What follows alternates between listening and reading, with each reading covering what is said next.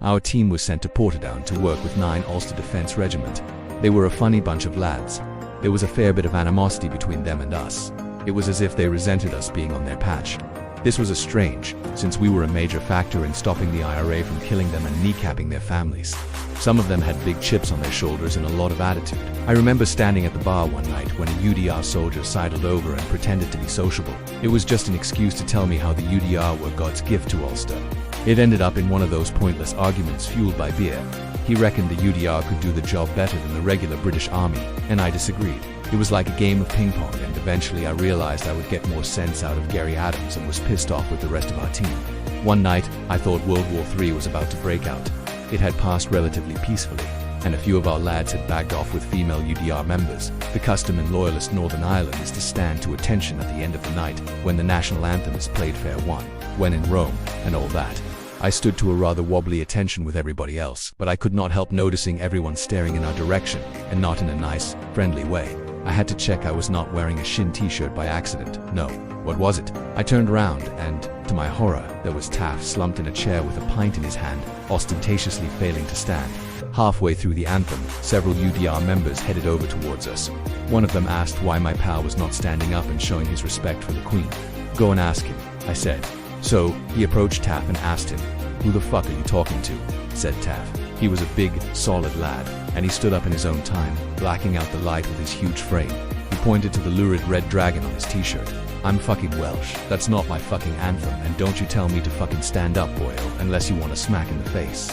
6 of us. Against a battalion. Not very good odds. A fighting withdrawal was on the cards. Taff wasn't in the mood to withdraw, though. "Come on then. I'll take you all on," he said. "Thanks, Taff, we're dog meat." After a few tense minutes of eyeing each other up, the UDR decided to let us off, and we all continued to turn beer into piss.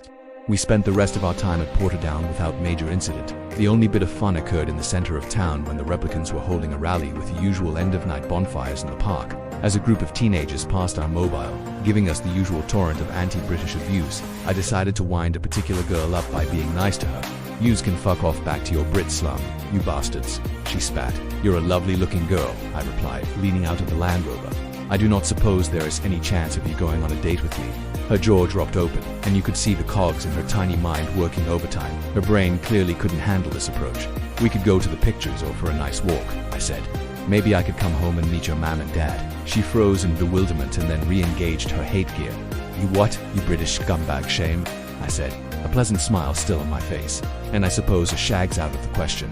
Howls of outrage and a small rainstorm of bricks and bottles headed our way, as the RUC officer, sitting in the back of the Rover, shook his head and tut-tutted at me.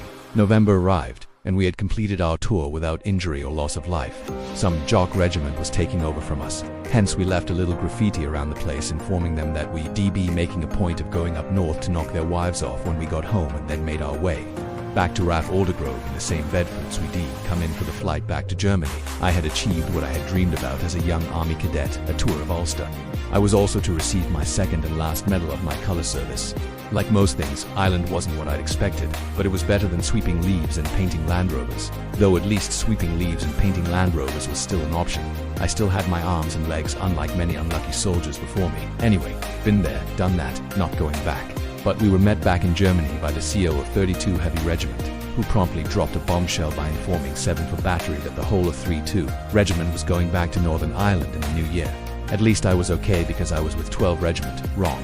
Upon returning to my unit, I discovered that 12 Regiment was also heading to Northern Ireland in the new year.